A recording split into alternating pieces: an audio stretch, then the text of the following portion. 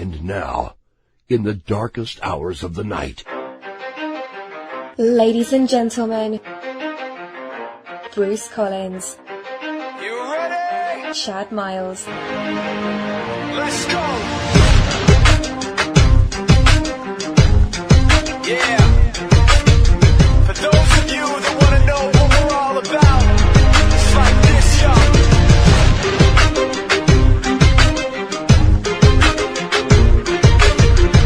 The new Theater of the Mind.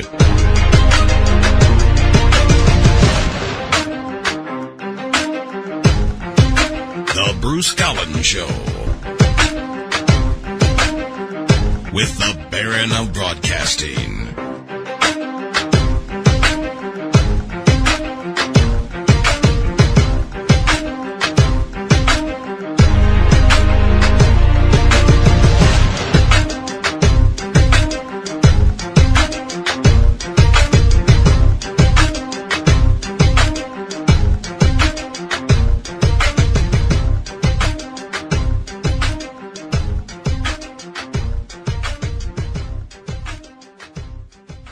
Welcome back to the Bruce Collins Show. We're very glad to have you join us.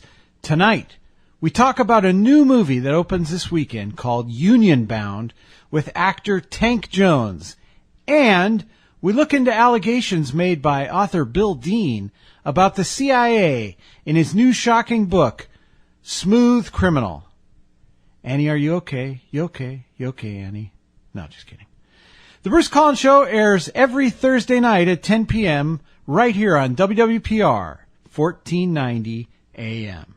You can also catch the show on Fridays at 10 p.m. Eastern Time online at ipbn-fm.com. That's ipbn-fm.com. Please tell your friends about the Bruce Collins Show, and you can join us on Facebook at the Bruce Collins Show page. If you'd like to contact us, you can email us at bruce_collins_show@AOL.com. The Bruce Collins Show also has a YouTube channel. Visit YouTube, search for the Bruce Collins Show channel, subscribe, and catch all the latest shows on YouTube. And now let me introduce my co-host, Chad Miles. Chad is a former congressional candidate in Michigan and is a military veteran, and he's the founder and webmaster at Conspiria.net and ZippyCheese.com. You can also find out more information on Chad at ChadMiles.com. He's been known as Captain Doomsday and the Odometer and radio's lethal weapon, Chad Miles. Welcome back to the program, Chad. Hey, Bruce. Hey, what have you got in your hands? A giant rock. Well, I wouldn't say it's a giant rock. How many hands am I using to support it? You're using both of your hands. And this is not your definition of giant? Well, no, it's a big rock, but it's not a giant rock. You know, you wouldn't even be able to hold a giant rock. Okay, start over then. Start over? Yeah, ask me what I have in my hands. Okay. What do you have in your hands? A big rock. Why are you holding a big rock? I want to tell you a story, or a parallel. No, you mean a parable. A parable is more than one bull. Get your story straight, Chad. Okay, so tell me about this rock. Okay, just think of this, Chad. This came right from my brain. Oh, should we have the finger on the censor button? Please let me continue. Okay, go ahead. So I've got this rock. Now, just imagine me with a tiny hammer and chisel. Why is your hammer tiny? Wouldn't a bigger hammer do the job faster? A tiny hammer takes longer, and I'm trying to fill some dead air. Oh, I see. Okay, so I take this tiny hammer and chisel, and I start hitting this rock over and over and over. Wait. Why are you hitting it? Because I have a hammer, that's why. What other uses do you have for a hammer? I can think of one that involves the top of your head. Right now, I'm chiseling away at the top of this rock. Wait, I'm not sure chiseling away is proper English. Finally, my chiselating causes the rock to crack open. Guess what's inside, Chad? More rock? No, a tiny statue. Oh, how is that possible? I don't know, but wouldn't you say that would be really weird? Really weird? I would say that is not even based in reality. Hey, it's a parallel. Okay, well, what's the moral of the story? Just think about it. I just think that it would be weird if there was a statue in the middle. I don't think you get the idea behind parables. Hey, I'm smarter than you think. Well, you'd have to be. Go ahead. Go ahead, what? Ask me any question, and I'll give you the right answer right now, Chad. Okay, what's the chemical composition for water? HIJKLMNO.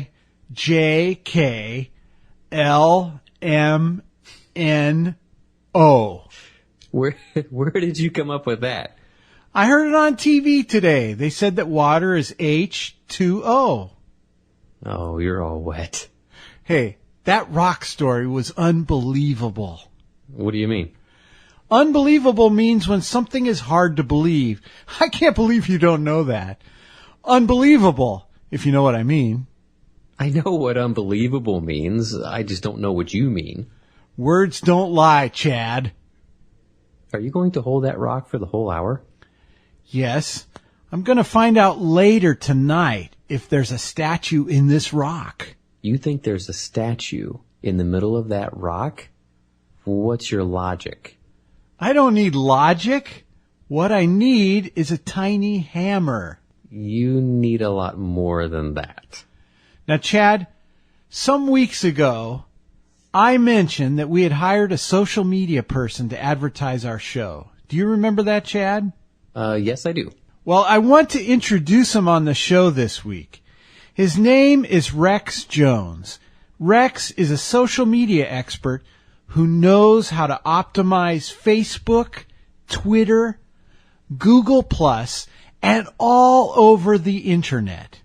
Jones has a major ad for his social media company appearing this week at the New Jersey Model Train Collector's website and the Hanson's Bopalicious unofficial fan club website.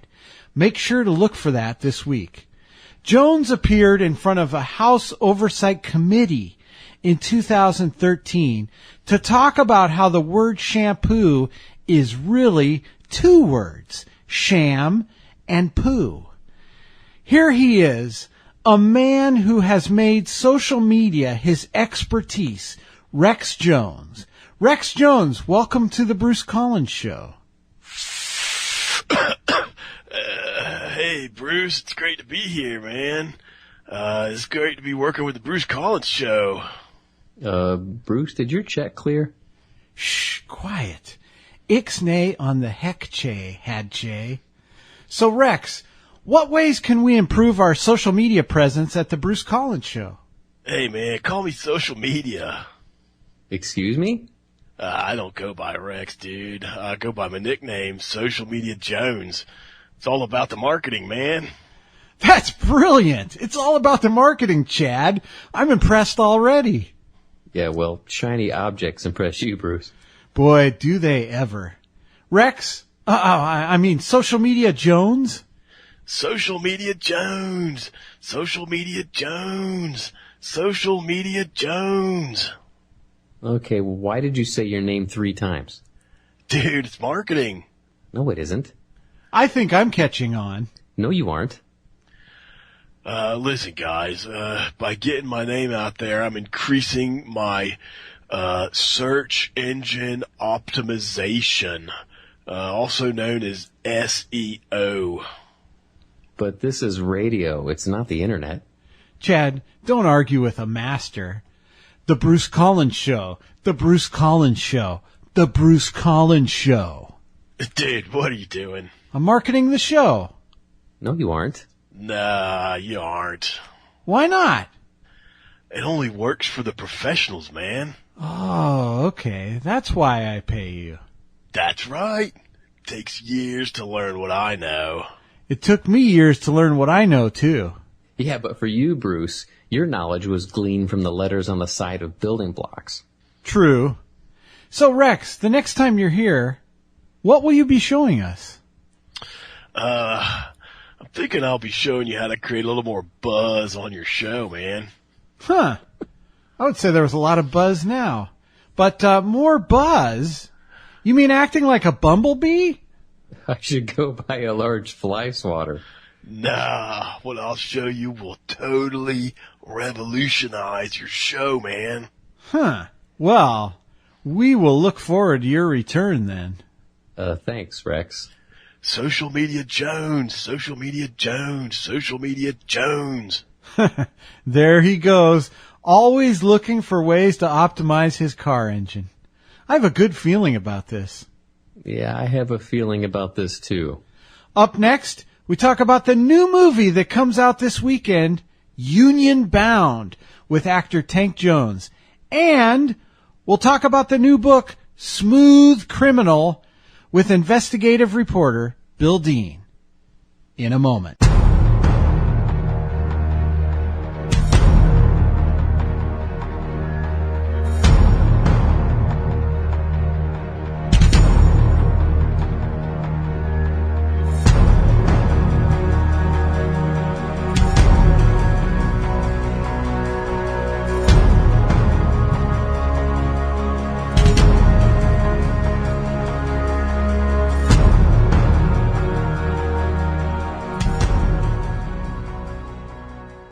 And joining us this week is actor Tank Jones. Tank Jones joins us this week to talk about the new movie Union Bound in theaters nationwide. As an actor, career highlights include Breaking Bad, Three Kings, CSI Miami, Rules of Engagement. Tank has been in over 24 films. He's also hosted the pre-show for the Miss USA pageant, starred in a number of commercials, and has made guest spots on shows like Access Hollywood. Union Bound is based on the actual diaries of real-life soldier Joseph Hoover. Union Bound tells the story of Hoover's journey back to the Union with the unlikely help of a freed slave played by Tank Jones on the Underground Railroad. This is a great movie. I've seen the movie, and I can recommend it. I think families will love this movie. People who love Civil War movies will love it, and anybody who loves a great, true story will love Union Bound. Joining us right now is Tank Jones. Tank Jones, welcome to the Bruce Collins Show. I am happy to be here, my friend. Thank you for having me. Most appreciative. And quite the intro. I don't know if I'm going to live up to all that stuff. The film will, but I don't know about me. I'll work on it. Now I'm going to throw you what's called a softball because you've probably been asked this about 1 million times. Where did the name Tank come from? Nice. You know what's funny, Bruce, is you're the first one to ask me as it relates to the film, but I'll take it. So Tank actually, I was a year old, and from the time I really started walking and started running, I like to run into inanimate objects like walls and deep freezers and other things. I'd hit the ground, and then I'd get back up, I'd laugh about it, shake myself off, and just keep going to play. So my uncle actually little Tank head, and as I got older, Tank kind of stuck. So that's where it comes from. Not because I was a big baby or because I played sports, but because I had a hard head. Yeah. Now, I think that's a perfect name, though, for like an action hero. And you remember years ago, the narrators that used to do the movie trailers, I could just see them doing Tank Jones busting skulls in the new movie, Tank Fires Back. This time, it's personal. What do you From think? your mouth to God's ears, brother, say that sounds good to me. So how did I like it. How did you get involved in acting? Well, also going back to my childhood, when I was a little over 2 years old, I had an agent. I grew up in Illinois, outside of Chicago, on a farm town, and I had an agent out there. I got my first commercial at the age of 2. Sesame Street commercial. But what ended up happening is my mom, she got a severe bout of scoliosis, so she was bedridden for almost a year. Mm-hmm. So I was not able to do anything, and because I lived so far away, relatively 50 miles away from Chicago, nobody wanted to take me to my audition. So beginning career over. But then I was doing plays. It's just something that I always, I guess, gravitated towards and I always enjoyed. When when I was a teenager, I did a lot of plays in and around town, and I moved out to Arizona to be close to LA, but also live with my dad so that I could act. So, yeah, it's just something that I've always enjoyed doing. Now, I want to talk about Union Bound, obviously, but there's a couple things about you that intrigue me, so I wanted to ask you these questions first. I know one of these things is very dear to your heart. It's a nonprofit called Choices. Yes, sir. Why did you start that nonprofit? What does the organization do, and how can people support it or find out more information about it? So when maybe 2000, the mid 2000s, I went back home to my school in Arizona. I went to Moments High School, and most people probably haven't heard of that school. But after the teachers that were there, they treated me really nicely. There was a wall that's in that school that had my pictures up, that had different magazine articles up that I myself had never even seen. And I thought it was so cool. I had no idea that they did this, and I asked who did it. And they told me that my Spanish teacher did it. Well, the funny thing is when I was in school, me and my Spanish teacher did not get along. I had no issues with anybody in school except my Spanish teacher. But by the time I graduated, her and we came to an understanding, and at least there was a mutual respect there. So you fast forward a few years later to find out that she's really in my corner. She's telling other students about me, telling them about the choices that I made when I was going to school. And when I went, I gave her a hug. She asked me to speak to her class. And I didn't mean to turn it into a stand school type of speech, but it was more or less I was telling them we've all got choices that we make. And you can choose the path that you want, regardless of what the main message of my organization is. UKAN, and what it stands for is it starts with you, your belief in yourself, and your ability to be successful. You have to know who you are and what you want. Make a plan to get it, and then keep moving forward with a never give up attitude. You apply that UKAN attitude to any facet of your life, and you can achieve success. This is what we believe. This is what we teach, and Choices basically just morphs from that. Kids listening to you, you have a platform, and I just wanted to help, man. And that's really where it came from. Choices Educational Empowerment. If people want more information on it, the website is whatischoices.com, and it'll tell you about us. If you want to book us, we go to elementary schools, middle schools, high schools, churches. I'm even speaking at business conferences now because I have a business background too. So, yes, that's where Choices came from. I understand you have something called the Success Journal. Is that tied to Choices, or is that a separate thing? No, actually it is. One of my mentors, his name is Dr. Michael Harry. Some people may recognize the name, especially if they know business. Michael was the co-founder of the Six Sigma method of basically taking something and giving it 1,000 times improvement, or 1 Sigma, but they did it 6,000 times improvement, hence the name Six Sigma. He's my friend. He's my son's godfather. And we had some parallels in what he was trying to do with his program, The Great Discovery, which is bring the masses the Six Sigma method of thinking so they can achieve success in their lives.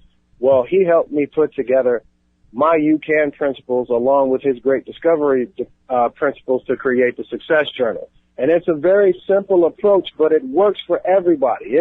It's elementary enough for elementary kids to go through it, but also sophisticated enough that when you go through the lessons, even if you're a high schooler or in college, you'll get something out of that Success Journal. So we generally will give those away when we do assemblies. And if not, if people want to order them, yeah, they can order them from the website as well. But they're extremely helpful and backed by my good friend, like I said. So you're a currency trader, and I've known people who have lost a lot of money exchanging currencies, like doing that Forex stuff. What is your secret?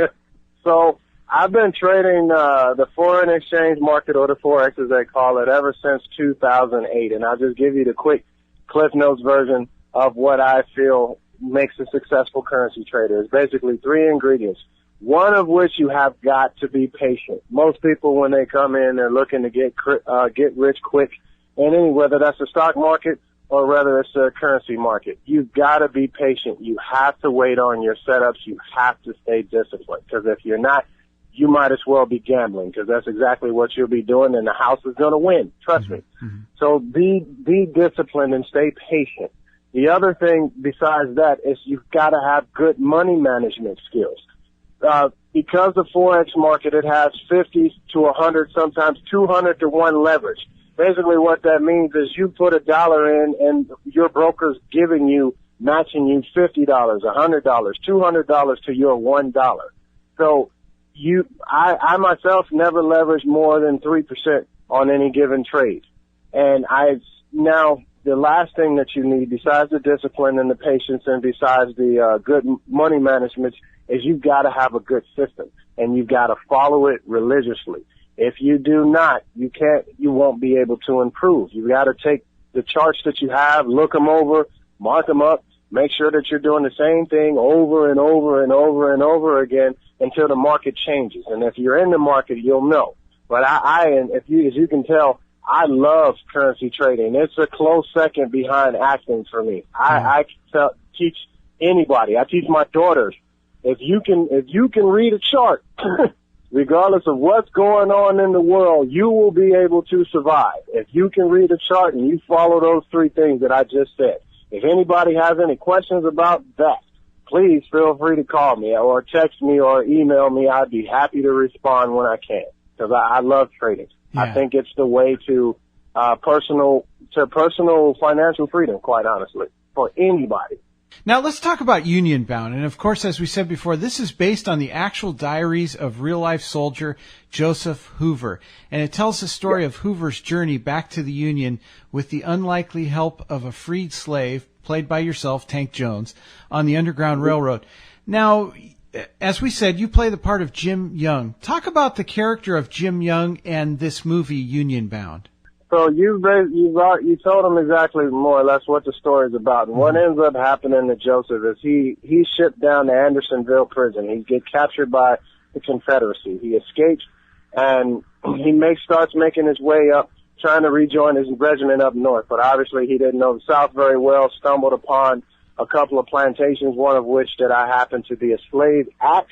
And I had to make some decisions. Here's a white man, if you will, that's asking me, a slave, I'm actually still a slave at the time, to help him get free. Which, put that in your mind for a little bit. He went to war to free the slaves and ends up having to ask slaves to help him get free. And it's just one of those things that really, it's a head trip, because when you go, I never learned about this in history books, never heard of this story, but apparently Joseph was not the only one. But he just has documented proof in his diaries. I found that so intriguing and so fascinating, and my character of Jim has so many choices that he gets hit with. I mean, these are life and death situations and life and death choices that he's making. And the only thing he really has to go on is his gut and doing what he perceives to be the right thing. And you'll see a lot of that when people go see the movie. Like I said, make sure, you already said it, Friday, April 22nd, check your local listings and go see it. It's a part of history. It's based on real life situations, real life people. And when I did it, man, it took a whole lot out of me, because I did a lot of research on the period, Civil War, slavery, watched a lot of films, a lot of documentaries, read a few books, and I just wanted to make sure that Jim was a living, breathing soul, not just a caricature of what people perceived a slave to be. I wanted him to be real, wanted people to know that he had real feelings, real emotions, real relationships. He felt things. And I'm hoping that people feel those things through him when they go see the film. Yeah. Well said. And again, the movie premieres tomorrow night. When this airs on Thursday night, the movie will premiere tomorrow night. That's April 22nd, Friday. And go see Union Bound. Now, I wanted to ask you, you said you researched the part, you researched Jim Young. So you obviously love to act. But what do you enjoy most about acting? You know, Bruce, everything. And I know that sounds like a cop-out answer, but I'll try to be a little more in-depth, but I'm being completely honest with you. I'll tell you, from this particular story, it came across I came across Union Bound through my good friend who also directed the project, Harvey Lowry. And at the time, I was feeling a little bit depressed, admittedly. I was doing, it's really nice to be good at a lot of different things, but it's a blessing and a curse because you think you're really good at everything and you're really not, and you're struggling, and sometimes it pulls you away from what your true calling is. And I was doing everything except acting, but I feel the happiest. I'm smiling the most. I feel the most at peace when I'm on a film set. I don't even have to be in front of the camera. I could be sitting there looking at the whole process and how people are behaving on set and just watching the interaction, watch from the grips all the way up and to the producers when they come in and check everything out, and the conversations people have to the extras and the conversations that the extras have. And the star, I could go on and on about the process, but when I wasn't doing any of that for at least a year or so when I talked to Harvey. And he was shooting the film, and I was explaining to him how frustrating it had been that I hadn't been on a set in a while. He said, well, I've got a film coming up in 6 weeks, shooting in North Carolina. Take a look at the script. And he shot me the script. I looked at it. I gave him a lot of notes, told him what I thought about it. I was not offered the role of Jim Young when he gave me the script. He just asked me to take a look at the script. And then once I did, they were actually looking at an actor who was on The Walking Dead to play the role of Jim. But I gave him so many notes, and he could tell that I was really excited about the project. He said, well, hey, how would you like to play Jim? I said, I would love to play Jim. So without an audition, he just said, look, I know you, I know your work, and I know that Jim has a lot of different nuances to him, and I believe, based on me knowing you and seeing your work, I know you can pull off the role. So I would like to offer it to you. And I'm so glad that he did, because what he did, I was so humbled, first of all, that he would be willing to take that chance on me, that I wanted to give everything that I could to make this character a well-rounded, like I said before, well-rounded, full character. And it helped so much because the whole 6 weeks that we shot, I was loving every minute of it. I had no complaints. There's a couple of things that went different ways, but I was so just happy to be a part of the process that, there's nothing like it for me. Yeah. Really isn't. Now, when you filmed this, I understand the weather and the mosquitoes were pretty rough at the time of film shooting. You have no idea, Bruce. I have to shout out right now to my good friend, Sheila Gould. She was nurse on set. She took care of everybody. She basically immersed me in deep. So there were ticks out there. There were chiggers. There were mosquitoes. There were spiders. There were millipedes and centipedes that were poisonous, we were told. There was a whole bunch of them. We had a night shoot when everything was coming out. But in spite of all of that, I only got one mosquito bite on the whole thing because Sheila, she really did. She took care of me. Now, the bath water glowed green for the whole shoot. But aside from that, she kept me safe. So I shout out to her. But yeah, it was real. We were shooting in the forest.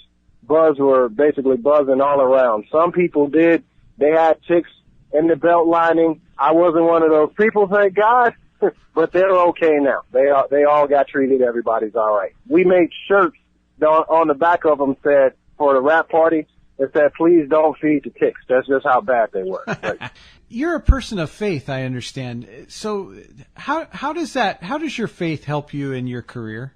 Well, here's the thing for me, and as far as it relates to faith. Yes, I am a man of faith. And when people sometimes to me have a misconception of what that means. Basically, it means that I believe that there is a God. I believe that he died for my sins, and I actually believe that in redemption, and that means that I'm forgiven. That's what it means. Mm-hmm. And the principles, love God, love others, love yourself, and spend the rest of your life trying to figure out what that really means.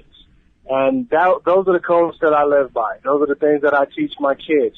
And my legacy are my children.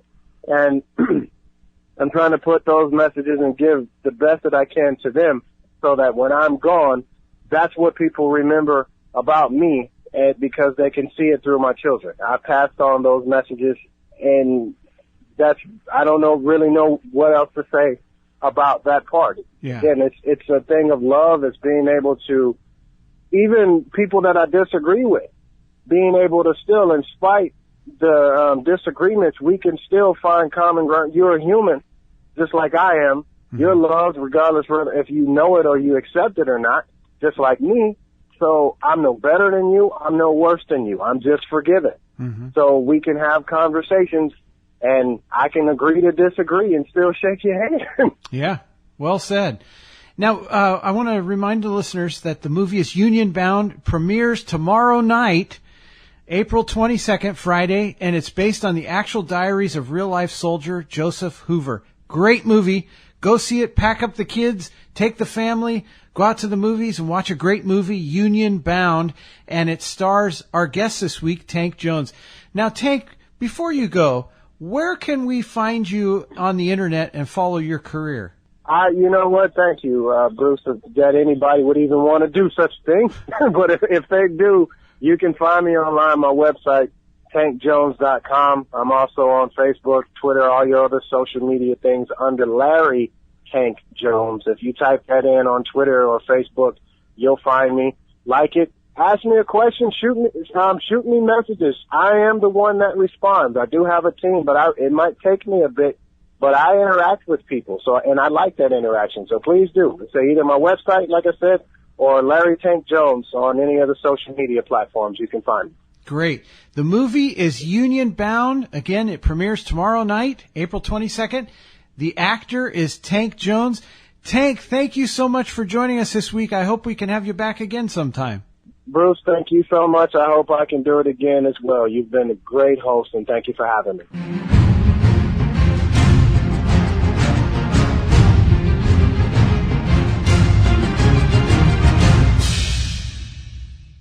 And joining us this week is Bill Deane. Bill Deane is a dedicated journalist believing in the overall good of searching and revealing for the public's right to know. Bill has 33 years experience as a writer and news assignment editor at ABC and CBS, news director in Denver and Rochester, New York, anchor at KYW Philadelphia, as well as Miami's ABC TV affiliate. Deane is a member of the Radio Television News Directors Association, New York Press Club, Investigative Reporters and Editors, Society of Professional Journalists, and the winner of many awards, including an Edward R. Murrow for best coverage of a major breaking news event, the assassination of Yitzhak Rabin. Bill blogs at rmissingnews.com, and Bill is the author of the new book, Smooth Criminal, a one-man American crime wave. This is a page-turner, a very important book about how Americans, tax-paying Americans, have been hurt by this operation. Bill Deane, welcome to the Bruce Collins Show. Well, hello, Bruce. This is an important story, and we're very happy to share it with you. I wholeheartedly agree, Bill. Now, before we talk about the particulars of your book, Smooth Criminal, how did you come across this story? Well, accidentally, and I was a top 40 rock and roll DJ, I must admit, when I was a teenager down in Miami. It was a dream job when I was told by the music director that I would have 3 visitors that night, and it looked like a mob request, the Mafia. A record to be played, and the singer would be one of those 3 people that would be coming in. And they were very polite when they got there, and as the mob usually is, unless they can be very tough, but they come on politely in the beginning, expecting you to do exactly what they want. The record was okay, but nothing special, and I played it once at 11 o'clock at night, and then again about a week later, and that was it. There was nobody calling up and saying, wow, that's a great record, you got to play that again. It kind of just went away. 6 months later, I felt that the public had to know to protect themselves. Now, if we could take a helicopter look at the landscape of your book, Smooth Criminal, what is this book about, and how have the details of this book been impactful to the public at large? Well, I felt the public had to know to protect themselves but that came around over a number of years. It took me that long to know what the middle I was in of. Interesting, about 80% of the people were fascinated with this story that I've talked to and grateful that it's being exposed, but others are saying, well, we should just all keep this quiet and turn away. Well, not as Americans. We're supposed to know what's going on. I think Thomas Jefferson would approve with that. One of the major networks backed away from putting this on. They were very excited about it, and then they felt that their corporate sponsors would object, and they didn't want to rub the CIA the wrong way. That's interesting. That seems to be prevalent in a lot of news organizations. I know a gentleman who was reporting financial news, and he talked about one of the companies in a negative way, and they basically told him, that's one of our sponsors. You can't talk about that.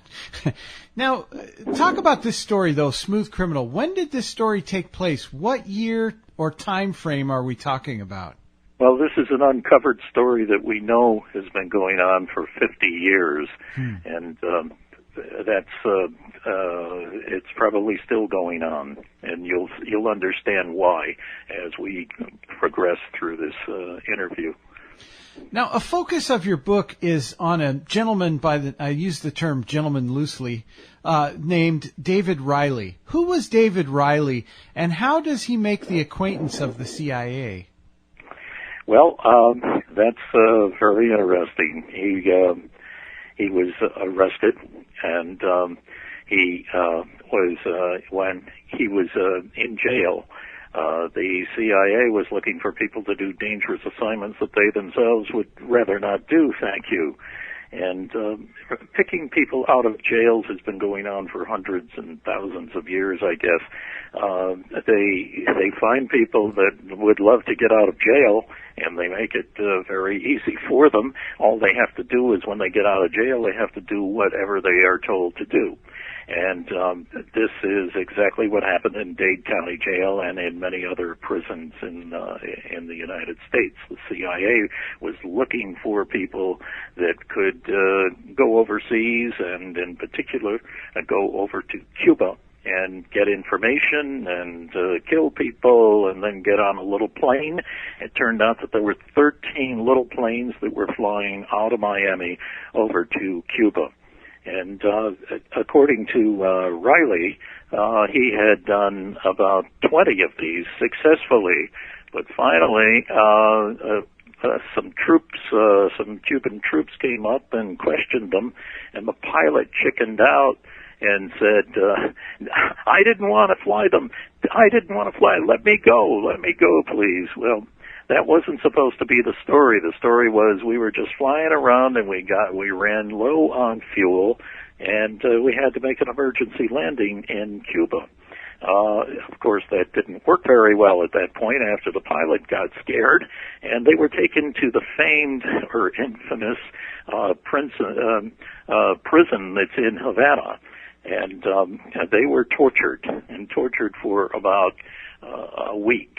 And he, with all these planes flying over there, it's interesting that Fidel took a deep interest in Riley, and he decided that he was going to send them back. Now, Castro was very, very quiet about what he was doing and what he knew about the United States, what the United States. So he never told until this point that the Americans were landing groups of people in Cuba, and they were coming out and blowing up things and killing his troops and so forth. But at this particular time, he felt that it was time to say to America that this had been going on, and the way he did that was he told the CIA, "We are now sending back some of these people." And Riley was lucky because the other ones, and I've heard and testimony from the others, and some of them were in jail for 20 years. And here Riley was only in jail for a week. Now, this is a fascinating book. Again, Smooth Criminal, a one-man American crime wave. And highly recommend it. It's, of course, by Bill Deane. Now, Bill, what exactly was Riley supposed to do for the CIA? Riley was caught with his two friends in an extortion game.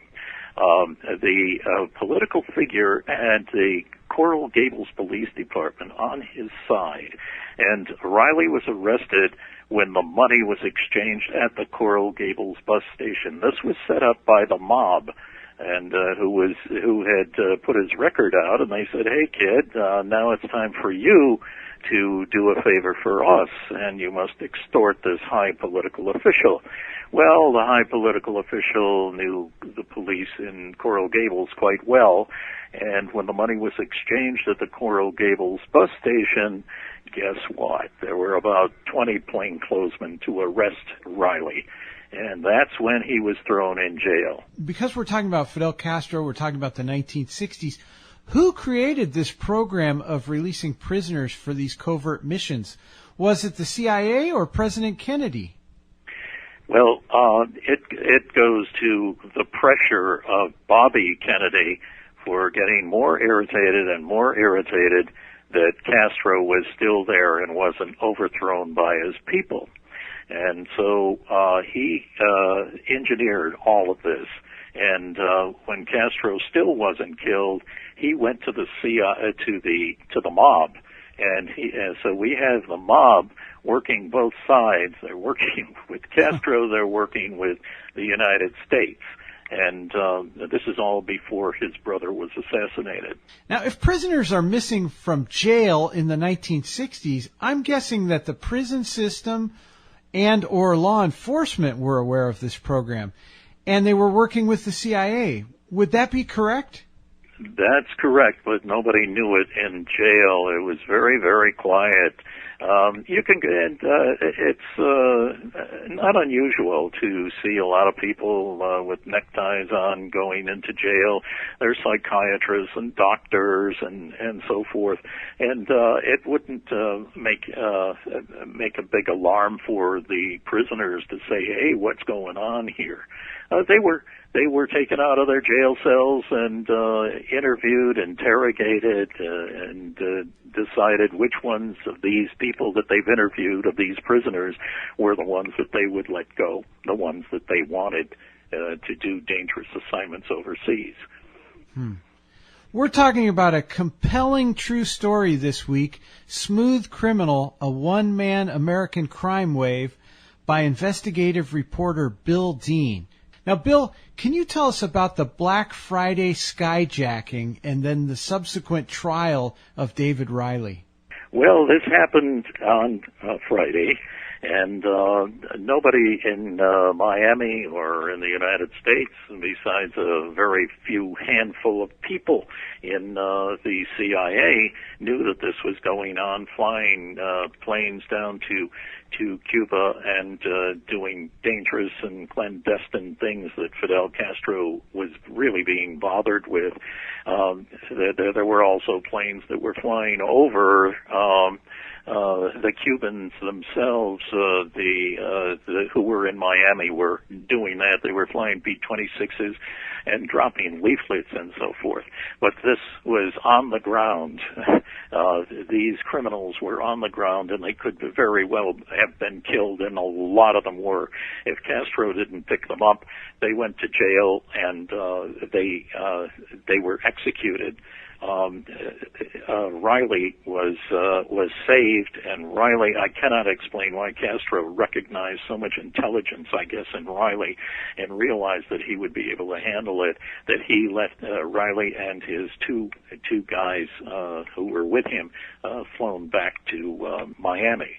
And that is really a surprise, because I didn't know about this or anything. It was just very, very secretive. But Castro exposed the secret, and the secret to the United States, that the U.S. in the CIA was doing this, and nobody realized this. And I didn't realize it, and it was a total shock to me when I saw this come in on the news wire, and they put down the three guys that I knew that I had met at the station 6 months ago, and I couldn't believe it. I thought that they were just a bunch of beach bums in Miami, and here they had been flying down to Cuba. What happened was that the pilot chickened out, and but he was brought back to, the three of them got to Miami International Airport, and the press was all over this story. They had a news conference there, and because the pilot had chickened out and had said, "Please send me back," he forgot about his friends. He just wanted to leave. That guy just disappeared totally. You just didn't know where he was, and nobody did. He disappeared in Miami International Airport. And when the news conference was held, another guy who hadn't flown down there, hadn't been with them, says, "Yes, I was the pilot," and he knew the right answers for the CIA to satisfy the press. And the story was that, they just got lost, and there's nothing going on, and it's that darn Fidel. He's trying to make something big, because these guys were just out for a little flight. Shocking. And to catch everyone up to speed, what we're talking about is the CIA in the 60s recruiting incarcerated prisoners, taking them out of jail, and then doing these covert missions as we're talking about this invasion of Cuba.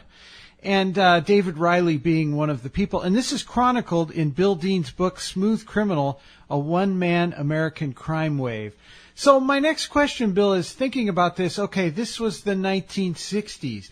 So my question is, did the release of prisoners end at that period of time, or has it continued? I think that this is an MO, a modus operandi of the CIA. It works very, very well. They themselves look at going into, say, a dangerous situation, and they think their chance of survival may be 1 in 10. And at that particular time, they turn to the prisoners, who may be up for 40 in life, and they ask you, how would you like to get out of jail? You got to do something very dangerous, and then if you survive after we tell you what to do, kill this guy and blow up this building and so forth, and if you do it, you come back to the United States on your own, and all of your felonies will be erased. And that's exactly what happened. There were like about 25 pages of Riley in court. One thing, kidnapping, robbery, killings, and so forth. All of that was wiped away because he had done what they told him to do, and he had done it well. So you imagine from reading this book, Smooth Criminal, the CIA takes a hardened criminal out of prison. They go overseas. Let's say they assassinate someone. They come back, and now they have the keys to the kingdom. They're free. So when you release a criminal, one could imagine that they would unleash criminal activity on the public since they were criminals. So what are some of the stories you've come across, Bill, regarding people who have been hurt by these released prisoners? Well, that's the thing that bothers me. If you are a local narco detective, you go to a judge and you tell him, "We've got this guy in prison. Maybe you can shave a little of his sentence away because he has volunteered to go into the middle of a drug operation, and he'll lead us in, and we'll find out who the boss is and where the goods are coming from and so forth, and we need to know that." And so the guy is rewarded by maybe he's up for 40, and maybe they'll shave it down to up for 20 or something. And the narco detectives go before a judge, and they say, we'd like him out for a couple of weeks. And the judge says, This is a 24-hour-a-day thing. You've got to watch him. Don't you understand that he robbed people before and he can do it? You have to have surveillance on him 24 hours a day. Do you understand? And you're not going to get 2 weeks. You're going to get 4 days. And if it's working out, maybe I'll give you another 4 days.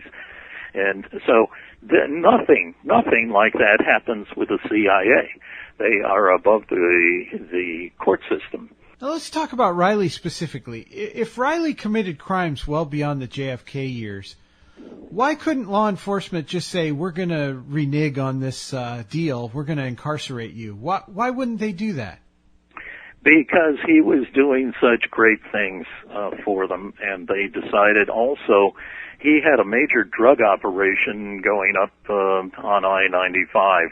And he would inform, and he would be under pressure by the CIA, and to expose a lot of his own people. Well, I lost the whereabouts of David Riley about 5 years ago. He was actually thrown in the Atlanta Federal Prison. They actually did put him in there for a while. That's because his major drug operation got a little bit out of hand in Miami. And but putting him in jail stopped all the information that he was providing the feds. And that information was quite valuable. So it was advantageous for them to be out, to let him out of prison, keep him out, and get the information that he was feeding. One time they told him, this is the FBI, said, we're going to take you in. And he said, well, you could do that. But he looked at his watch and he says, going up on I-95 and this guy's going to cross into North Carolina in about half an hour is a car loaded with heroin on its way to New York. And we might have some automatic rifles in there and so forth. And so that's the kind of thing that Riley gave the information. He ratted on his own people. And he really knew what was going on, and it was real solid information. Thank you once again for joining us here on the Bruce Collins Show, where we broadcast every Thursday night at 10 p.m. right here at WWPR 1490 AM. Remember, God loves you. We do too. Don't give up.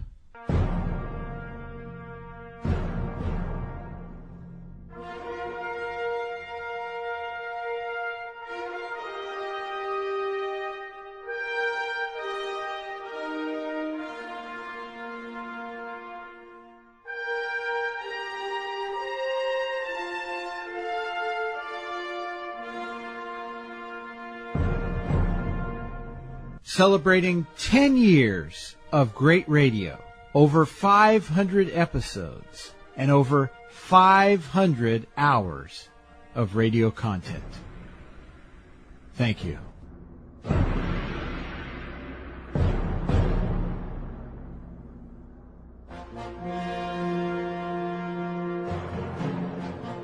Wow, those are some great questions.